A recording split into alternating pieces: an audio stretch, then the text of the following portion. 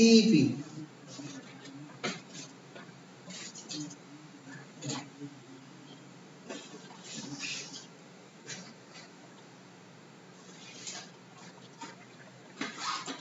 अच्छा जी, ये doctor Saeedur Rahman, he is one of the people जिन्होंने एक्रेडिटेशन मैनुअल लिखा है, major contributor of the Pakistan engineering council accreditation manual. उन्होंने पीवीज को जब ट्रेनिंग दी थी, तो ये वो वाली प्रेजेंटेशन है जो मैं आपको इस वक्त आपके सामने रखी थी। और इस प्रेजेंटेशन में से जो मैंने आपको मेन चीज दिखानी है, दैट इज ये तो बाद में हम बात करेंगे, ये definition of a complex engineering problem. ये 2 स्लाइड्स हैं जिनका प्रिंट निकाल के मैंने अपने ऑफिस में लटकाया हुआ है, ठीक है, कि what is the definition of a complex engineering problem. अभी आपने रिफ्रेशमेंट से वापस आना है, तो अपने साथ एक एक पेज लेके आए, पेन लेके आए, और आपने मुझे एक कॉम्प्लेक्स इंजीनियरिंग प्रॉब्लम लिख के देना है अपने अपने कोर्स का, जो इस डेफिनेशन पे पूरा उतरता हो, और मैं आपको ये डेफिनेशन समझा देता हूँ, ठीक है। देखिए जी, वॉशिंगटन अकॉर्ड में प्रोफाइल्स हैं कुछ। प्रोफाइल से मुराद है जैसे हमारे CLO PLO वगैरह है ना, वो कहते हैं नॉलेज प्रोफाइल, स्किल प्रोफाइल और एटीट्यूड प्रोफाइल, ठीक है। तो इसमें complex engineering problem have the characteristics के इसमें एक प्रोफाइल WP1 होना लाजमी है। अब ये WP1 क्या है, मैं आपको बताता हूँ। कॉम्प्लेक्स इंजीनियरिंग प्रॉब्लम में WP1 होना लाजमी है, लेकिन अकेले WP1 वाला प्रॉब्लम कॉम्प्लेक्स इंजीनियरिंग प्रॉब्लम नहीं माना जाएगा। उसके अंदर सम का मतलब है कम से कम 2 या 2 से ज्यादा प्रोफाइल, कौन से, WP2 से लेके WP7 तक, या EP1 और EP2, ये कैरेक्टरिस्टिक्स उसमें होनी मस्ट। अच्छा, अब तो ये आपके पास क्लियर डेफिनेशन आ गई है। ये डेफिनेशन पीवीज को ट्रेनिंग दे दी हुई है पाकिस्तान इंजीनियरिंग काउंसिल ने। पीवीज को पता है कि कॉम्प्लेक्स इंजीनियरिंग प्रॉब्लम क्या होता है, उन्होंने ऐसे जज करना है आपका प्रॉब्लम। जब आपने बनाना है, WP1 क्या है, डेप्थ ऑफ नॉलेज रिक्वायर्ड। इसका मतलब है कि जो प्रॉब्लम आपने दिया है उसको सॉल्व करने के लिए बच्चे को डेप्थ ऑफ नॉलेज रिक्वायर्ड होना चाहिए। शैलो नॉलेज से वो प्रॉब्लम सॉल्वेबल ना हो। शैलो नॉलेज से मुराद है कि जस्ट एक इक्वेशन अप्लाई की और प्रॉब्लम सॉल्व हो गया, ठीक है। जैसे मिसाल तौर पे आपने कहा जी कि volt is equal to 220, I is equal to 5, find R। इसमें डेप्थ ऑफ नॉलेज नहीं है, ठीक है। लेकिन अगर आपने उसको कोई सीरीज पैरेलल रेजिस्टर का सर्किट दे दिया है और उसमें एक वोल्टेज सोर्स बना के दे दिया है और उससे कहा है कि फाइंड द R अक्रॉस फलानी रेजिस्टर, अब उसे मसला पड़ जाएगा, वो सारे वो सर्किट सॉल्व करता फिरेगा, तो डेप्थ आ गई है उसमें।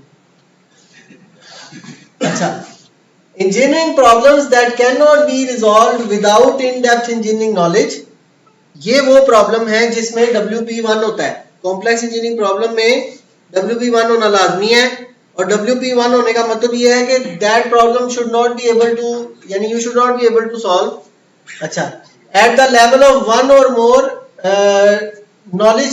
WK ये नॉलेज प्रोफाइल है। अच्छा, आप देखें WP के अंदर WKs भी आ रहे हैं। WP की जो डेफिनेशन है, अब ये थोड़ी सी कॉम्प्लिकेटेड हो रही है चीज, लेकिन once you get a hang of it then you will be like के जी ठीक है। क्योंकि ये जो WK 3, 4, 5, 6 और 8 है, ये सिंपल आपके लेट मी शो यू, ये आपके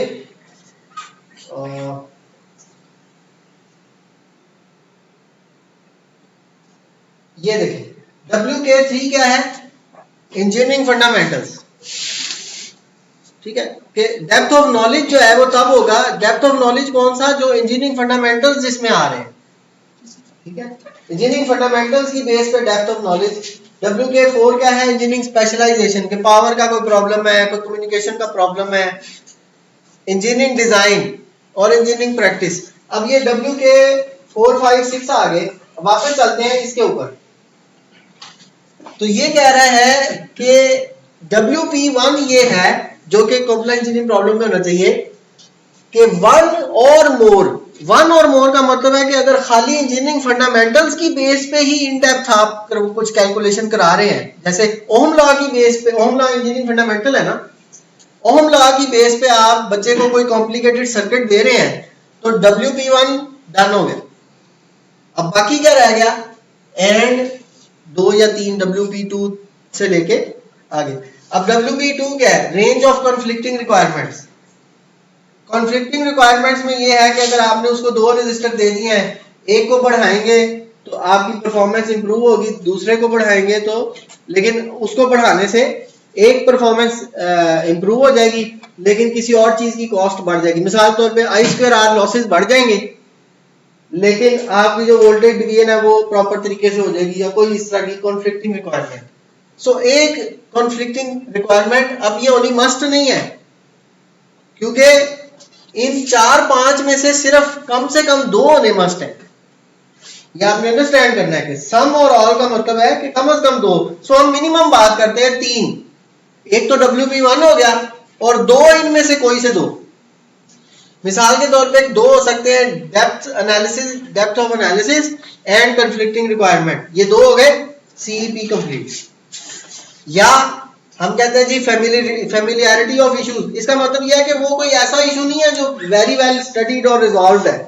मिसाल के तौर पे डिजाइन लो पास फिल्टर, वो सबको पता है लो पास फिल्टर कैसे डिजाइन होना है, आप इंटरनेट पे सर्च करेंगे आपको मिल जाएंगे उसके कई डिजाइन, ठीक है।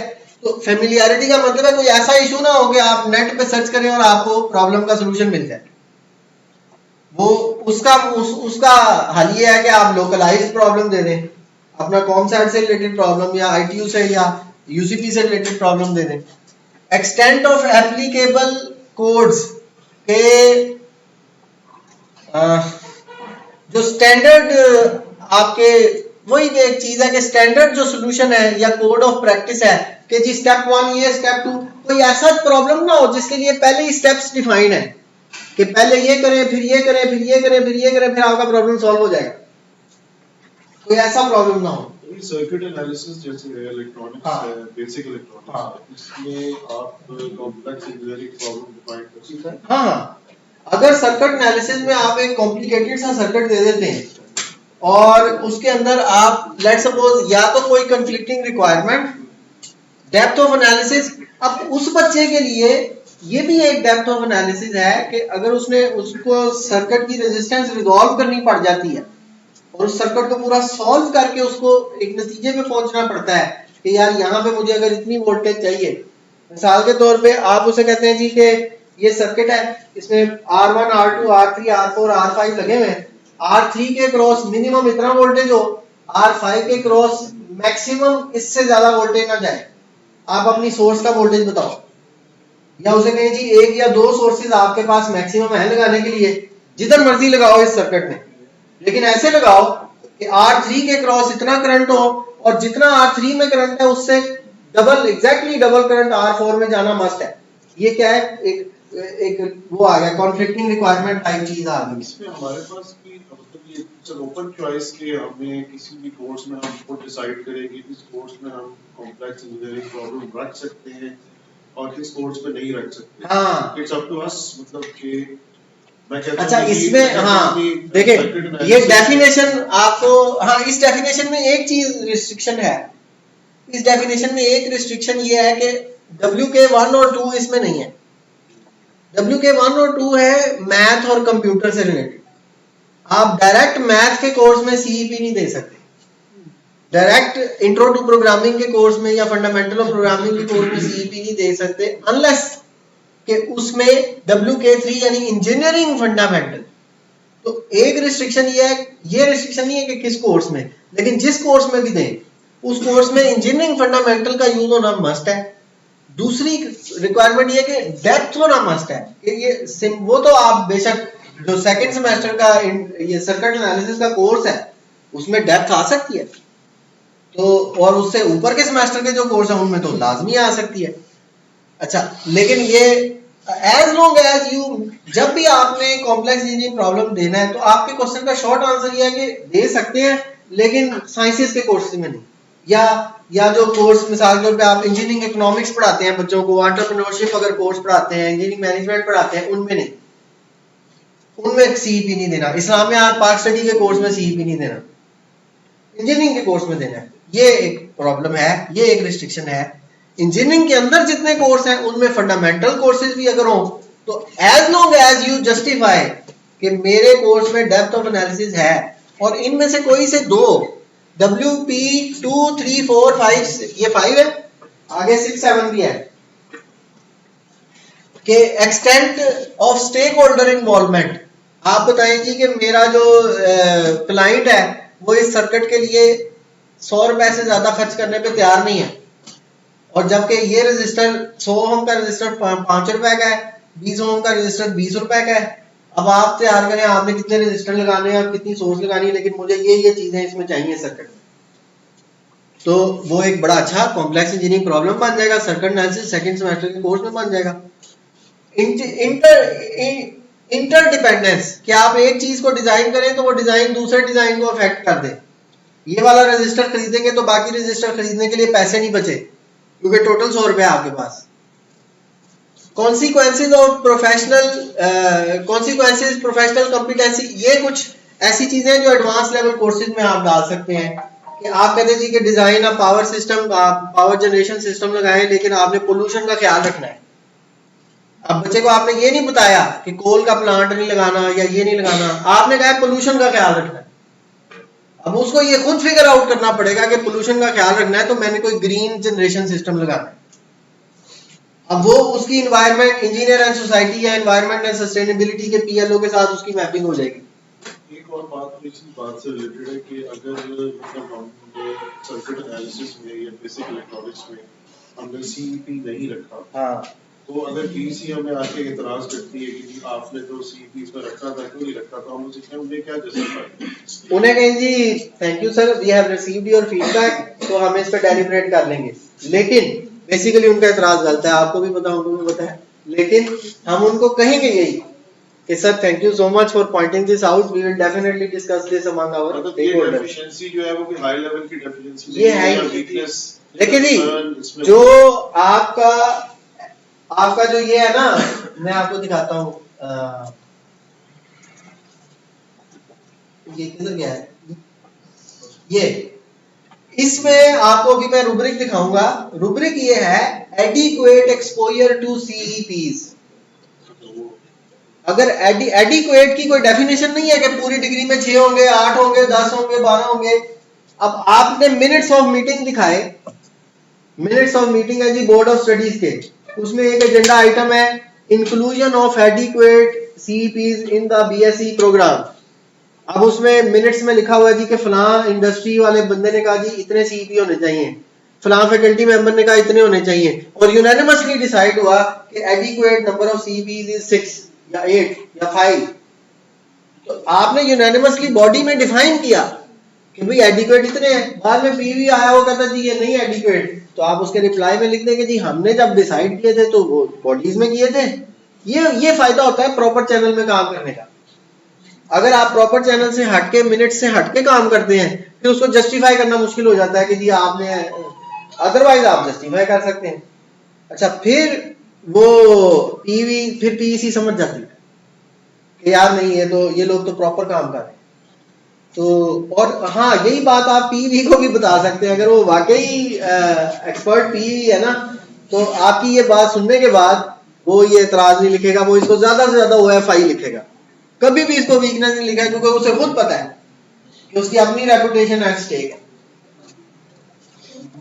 अच्छा, ये तो ये हो गया कि कॉम्प्लेक्स। अच्छा, बाकी हम आते हैं definition of complex engineering problem पे। तो आपका जो कॉम्प्लेक्स इंजीनियरिंग प्रॉब्लम है उसमें सो इन शॉर्ट WP1 होना चाहिए, और WP1 एक ऐसा प्रोफाइल है जिसमें WK 3 4 5 6 7 5 6 और 8 यानी 1 और मोर, 1 भी काफी है। मिसाल के तौर पे इंजीनियरिंग फंडामेंटल ही काफी है।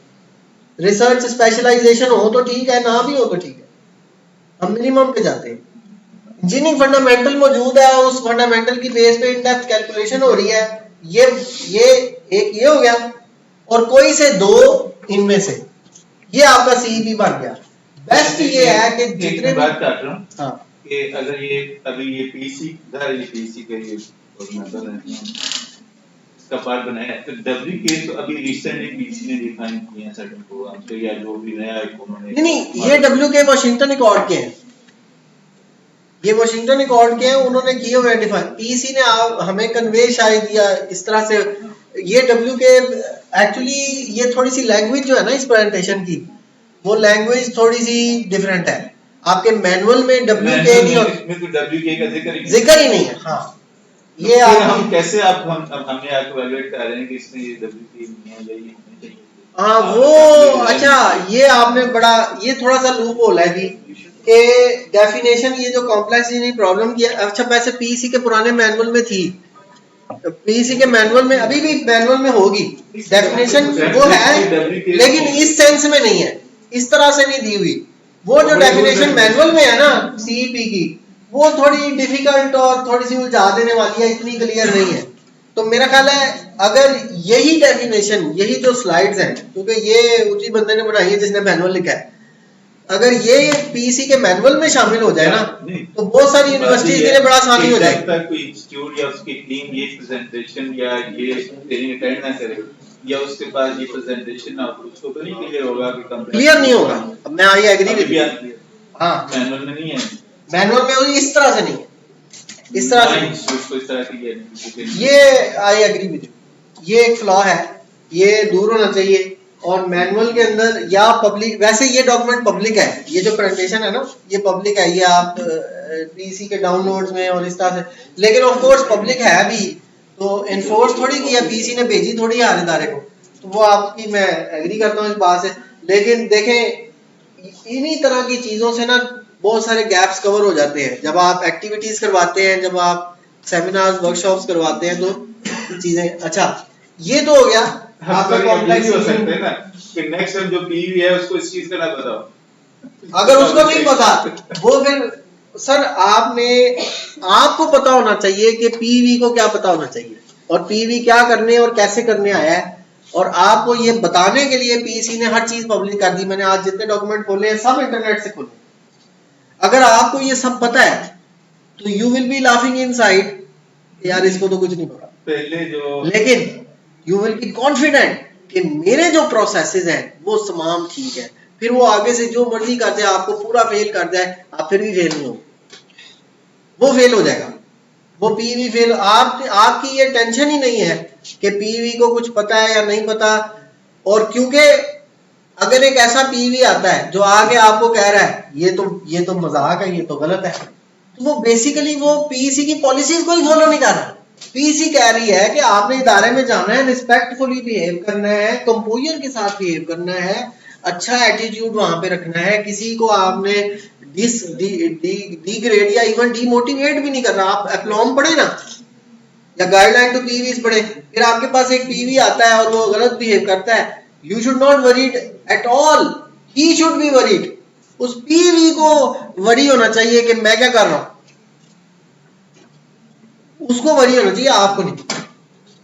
ब्रेक कर लेते हैं। हाँ अभी आप ब्रेक कर लेते हैं। सर लास्ट क्वेश्चन इस टॉपिक पे जी जी जी सर हमें प्रॉब्लम आता है कि सीईपी को हमने पीएलओ सीएलओ मैपिंग और सीक्यूआई में कैसे रेट करना है। फॉर एग्जांपल जैसे मैंने एक सीईपी बना लिया अपने कोर्स के लिए, अब मैंने उसको एज एन असाइनमेंट दिया हुआ है, अब असाइनमेंट के बेस क्या मैं सीएलओ भी असाइन कर रहा हूँगा या नहीं, या जस्ट इट वुड बी कि मैं एक स्पेसिफिक सीईपी करवा रहा हूँ, या उसके बाद जैसे सर रूब्रिक में 40% क्लास को और नहीं अचीव कर पाए तो क्या सीक्यूआई में इसको भी दोबारा कराना इज एक्सपेक्टेड बाय द पीईवीज। अच्छा ये जो सीक्यूआई में क्या दोबारा करवाना है ये तो डिसीजन डिपार्टमेंट का, लेकिन डिपार्टमेंट ने डिसीजन लेना है। मिसाल तौर पे सबसे नहीं हुआ तो आप डिसीजन लेके हम एक और सीईपी बनाएंगे और सबको देंगे, लेकिन देने से पहले उनको एक ट्यूटोरियल देंगे कि यार कॉम्प्लेक्स थिंकिंग ये होती है, इस तरह से सॉल्व करना है कॉन्सेप्ट। अगर आपको नहीं क्लियर हमारे ऑफिस में आ जाओ, ट्यूटोरियल देंगे दोबारा। अच्छा ये असाइनमेंट और सीईपी का ये फर्क है, ये सब लोग जरा एक दफा देख ले। सीईपी और असाइनमेंट का ये फर्क है, असाइनमेंट का एसोसिएटेड सीएलओ होता है, सीईपी के इवैल्यूएशन रूब्रिक होते हैं, ठीक है। सो CEP should have valuation rubric के किस बच्चे ने कितना काम कहाँ तक सॉल्व किया है या क्या क्या की उसने परफॉर्मेंस इंडिकेट, तो फिर आप उसको कितने नंबर देंगे, इस तरह से आपकी। सो CEP जब भी बनता है साथ ही उसके वैल्यूएशन रुब्रिक्स बनते हैं।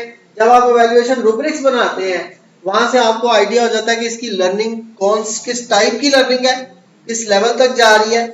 मिसाल के तौर पे एक प्रॉब्लम है जिसमें रिमेम्बरिंग, अंडरस्टैंडिंग, अप्लाइंग, एनालाइजिंग चारों शामिल हैं, तो आप उसको चारों टेक्सोनॉमी लेवल नहीं देंगे, जो हाईएस्ट वाला है वो देंगे, हाईएस्ट वाला देंगे। लेकिन ये किसी CLO पे मैप तो हो गई है, किसी CLO पे मैप हो जाएगा, अगर हो जाता है उसको उसके साथ मैप कर दें। अगर ये किसी CLO पे भी पूरा नहीं उतरता, then again it's like it's not necessary that you every evaluation you do does not have to be mapped to a CLO, but even if it is mapped then it is a good thing. यहाँ पे ये clarity की जरूरी है कि हम अगर exam ले रहे हैं या कोई इवैल्यूएशन कर रहे हैं किसी भी चीज, अगर फॉर एग्जांपल वो किसी CLO पे मैप नहीं है, एट द एंड रिजल्ट में तो कोई इम्पैक्ट नहीं डालेगा, OBE की रिजल्ट पे कोई नहीं इम्पैक्ट डालेगा। लेकिन आप 10 क्विज लेते हैं, 10 में से 3 क्विज CLO 1 पे है, 3 CLO 2 पे है, 3 CLO 3 पे है, लेकिन 10वां क्विज किसी CLO पे नहीं है, कंप्लीटली फाइन। सर उसका एविडेंस क्या होगा अगर वो हमने इसको किसी CLO में मैप नहीं किया हुआ? हाँ, एक्टिविटी तो evidence at the end PV के लिए एविडेंस क्या होगा? नहीं PV ये देखेगा कि ये CLO था, इस CLO से रिलेटेड कितनी असेसमेंट्स हुई। PV के लिए, मेरे लिए या किसी भी PV के लिए रिक्वायरमेंट ये है कि अगर एक CLO डिफाइन है किसी कोर्स का, तो कम से कम 2 से 3 दफा तो असेस हो उस कोर्स के अंदर, ताकि अगर उस CLO से रिलेटेड एक असेसमेंट में बच्चा सही परफॉर्म नहीं कर सका, तो उसी CLO से रिलेटेड दूसरी असेसमेंट में वो सही परफॉर्म कर जाए, ओवरऑल CLO पास कर जाए, तीसरी में कर जाए, चौथी में कर जाए। ठीक है, वो यानी एक CLO multiple times within a course test हो जाए, ये एक यानी आप समझे कि एक एक्सपेक्टेशन है, ताकि बच्चे को चांस मिले। हाँ, ये जरूरी नहीं है कि आपके हर असेसमेंट किसी ना किसी CLO पे मैप होना मस्ट है, लेकिन गिवन द साइकोलॉजी एक CLO मल्टीपल टाइम टेस्ट होना चाहिए, तो whatever assessment you are doing without any CLO you are basically wasting that assessment in terms of OBE। अगर सर ये जो CEP है ये ओपन एंडेड प्रॉब्लम होनी चाहिए, ये जरूरी है। हाँ, अभी हम इस पे भी बात करेंगे। एक प्रॉब्लम, हाँ, अगर आप इनको देखें ना, इन डेप्थ है, फिर नो सेकंड सेशन में बाकी हाँ, कोई स्ट्रेट फॉरवर्ड सोल्यूशन नहीं है, कोई डेवलप्ड ऑलरेडी डेवलप्ड सोल्यूशन नहीं है, इसका मतलब ये open ended he in a sense है। ओपन एंडेड और क्लोज एंडेड का फर्क ये होता है कि क्लोज एंड का एक ही आंसर होता है और वही सही होता है। इसमें अगर ये सारे आपके नॉलेज प्रोफाइल तो उसका सिंगल सॉल्यूशन है, अगर हाँ, वो मीट कर रहे हैं तो क्या वो CEP होगा? हाँ, अगर वो इन रिक्वायरमेंट्स को मीट कर रहा है और उसका सिंगल ही सोल्यूशन है तो वो फिर भी CEP होगा, क्योंकि अगर उसमें इंजीनियरिंग नॉलेज है और इन डेप्थ एनालिसिस है, कंफ्लिक्टिंग रिक्वायरमेंट्स भी है, बाकी चीजें भी उसके अंदर है, तो और उसका सॉल्यूशन सिंगल ही है, फिर भी वो CEP होगा। Open ended lab is something different. Problem based learning के अंडर ही आता है CEP। और एक आपके पास होगी कॉम्प्लेक्स इंजीनियरिंग एक्टिविटी, जो हम ब्रेक के बाद देखेंगे।